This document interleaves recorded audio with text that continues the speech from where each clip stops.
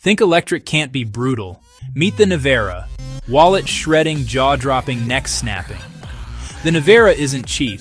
Sticker starts around 2 million euros, often north of that depending on options and rarity. What do you get for the price?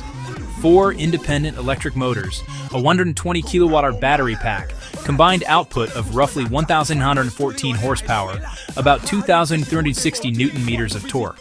That raw power rockets the Nevera from 0 to 60 in under 2 seconds.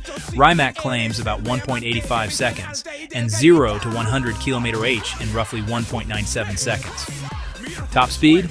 Around 412 km/h, that's about 256 mph on paper. The Nevera launched as a production model in 2021, with limited production, only 150 units, so it's exclusive by design.